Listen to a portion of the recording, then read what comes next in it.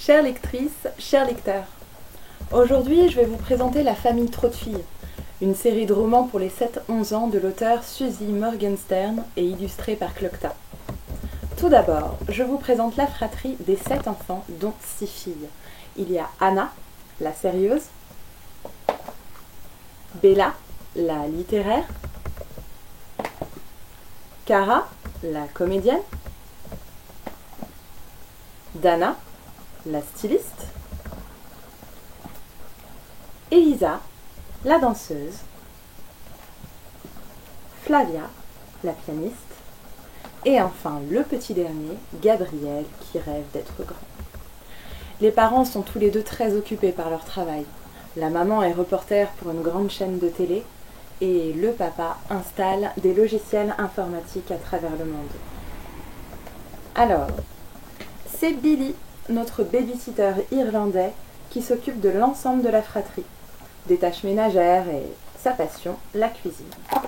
Il peut compter sur les 2 plus grandes de la famille pour l'aider, mais également sur grand-mère Léo, qui est tout simplement extraordinaire.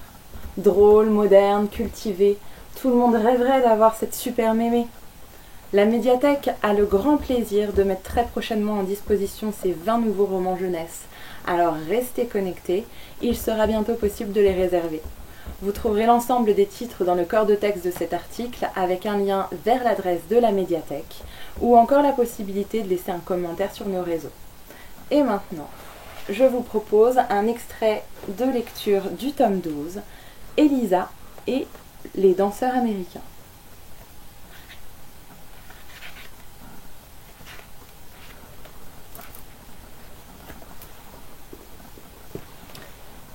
Ça y est, tu peux ouvrir les yeux, lance joyeusement grand-mère Léo. Elisa n'en revient pas. Sa grand-mère l'a conduite jusqu'au théâtre du Châtelet. Et ce soir, il y a un spectacle de la troupe de ballet new-yorkaise Alvin Ailey. « Oh merci, grand-mère Léo !» Au beau milieu de la foule qui attend devant le théâtre, Elisa est déjà électrisée par l'atmosphère qui se dégage. Les spectateurs sont impatients. Ils espèrent tous être étonnés, éblouis, épatés. Bientôt, les portes s'ouvrent et le public entre, ravi de pouvoir oublier les soucis de tous les jours le temps du spectacle. Au premier accord de musique, les danseurs prennent place sur scène et le cœur d'Elisa s'emballe. Leur corps parfait, musclé, gracieux et contrôlés qui peuvent se plier en 2, voire en 4, emportent Elisa dans un tourbillon d'émotion et d'envie. Si seulement elle pouvait monter sur scène, elle aussi. Plus que tout au monde, elle voudrait danser avec la troupe. Mais elle s'inquiète un peu en voyant que la plupart des danseurs sont noirs, alors qu'elle-même est blanche, la pauvre. Elle se demande s'il n'existe pas une pilule pour changer de couleur. Ou si on peut y arriver rien qu'en restant plusieurs jours au soleil, noir. C'est tellement plus beau. Elisa n'a jamais rien vu d'aussi merveilleux. Elle voudrait que le ballet ne finisse jamais. Elle aimerait rester jusqu'à la fin des temps à regarder la troupe Alvin Ailey virevolter sur scène. Mais, malgré les applaudissements qui font revenir les danseurs 11 fois, malgré les bis, le rideau finit par tomber. Dès que le public quitte la salle, Elisa entraîne sa grand-mère jusqu'à la sortie des artistes. Il y a déjà un monde fou.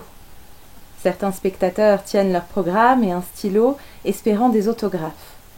Elisa se faufile entre eux pour se rapprocher le plus possible de la porte par laquelle les danseurs vont passer. Tout ce qu'elle aimerait, c'est les toucher, pour être sûre qu'elle ne rêve pas. Grand-mère Léo comprend à quel point ce moment est important pour sa petite fille. Elle a une idée pour prolonger un peu la magie de cette soirée. En tout cas, merci, prenez soin de vous et restez chez vous.